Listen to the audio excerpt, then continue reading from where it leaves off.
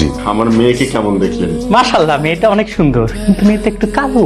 তাতে আমাদের কোনো অসুবিধা নাই, কিন্তু ছেলের একটু ডিমান্ড আছে আর কি। মোটর সাইকেল 150 সিসি, বক্স খাট সেগুন কাঠের হলে খুবই ভালো হয়। ফ্রিজ, একটা এসি, ড্রেসিং টেবিল, উপর দিয়ে গ্লাস ফেলে একটু ভালো হয়, একটা টেলিভিশন, আর নগদ মাত্র 5 লক্ষ টাকা।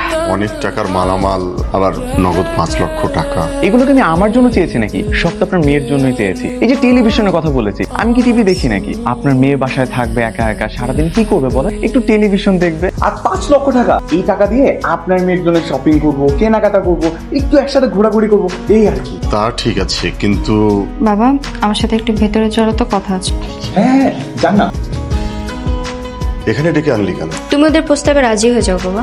এতগুলো টাকা আমি কিভাবে দেব? টাকা দেওয়া লাগবে এটা তো বলিনি। তুমি আগে বিয়ের জন্য রাজি হও, বিয়ের পরের বিষয়টা আমি ম্যানেজ করে নিই। আমি ওদের মিথ্যে আশ্বাস দিয়ে বিয়ে দিয়ে দেবো, পরে তো যৌতুকের টাকা না পেলে তোর উপরে অত্যাচার করবে ওরা। অত্যাচার ওরা আমার উপর করবে না, আমি ওদের উপর করবো, সেটা তো বিয়ের পরেই বোঝা যাবে। ঠিক আছে, তাহলে আমি আপনাদের সকল প্রস্তাবে রাজি। আচ্ছা, আমরা যদি আজকেই বিয়ে করে বউ নিয়ে যেতে চাই, তাহলে কি আপনার কোনো আপত্তি আছে শ্বশুর আব্বা? কোনো আপত্তি নাই, তাহলে আজকেই বিয়ের ব্যবস্থা করুন না। সবকিছু রেডি করে রেখেছি।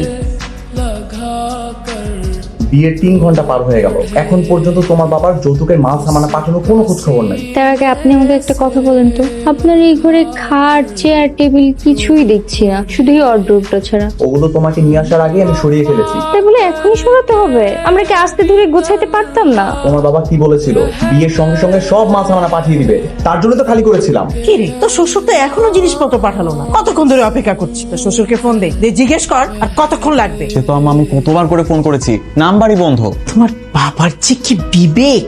যা যা দেওয়ার কথা ছিল ওই সকল জিনিসপত্র যদি না পাই, তাহলে আমি এই বাসর ঘরের মধ্যে পাও রাখবো না, আর এই মুখও দেখাবো না।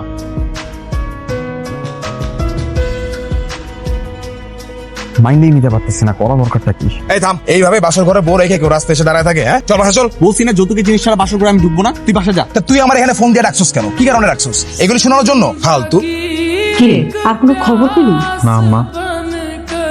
না না না, এগুলো তোমার জন্য না। এই নাও, রাতের খাবার ফ্রিজে রাখতে পারি, নষ্ট হয়ে গেছে। ঠিক আছে, সমস্যা নেই, এই খাবার আমি খেতে পারি। আমি বুঝতে পারলাম না যে আমরা এইসব নাস্তা করবো আর বাড়ির নতুন বউ বাসি ভাত খাবে। তাহলে কে খাবে? এই জন্যই বলেছিলাম একটা ফ্রিজ হলে ভালো হতো। বাসার ফ্রিজ কোথায়? আম্মা তো বাসায় ফ্রিজ লক করে রেখেছেন। ছি, এইভাবে কি হেঁটে হেঁটে বাজার যাওয়া যায়? তোমার বাবাকে একটা সামান্য বাইক দেওয়ার কথা বললাম, সেটাও দিল না। এমনিতে উল্টাপাল্টা কথা বলছেন, আবার বাজারেও নিয়ে যাচ্ছেন। উল্টাপাল্টা কথা বলতে হতো না যদি তোমার বাবা তার নিজের কথা ঠিকঠাক মতো রাখতো। কথা রাখলে যে আপনি কি করতেন সেটা আমার খুব ভালো করেই জানা আছে।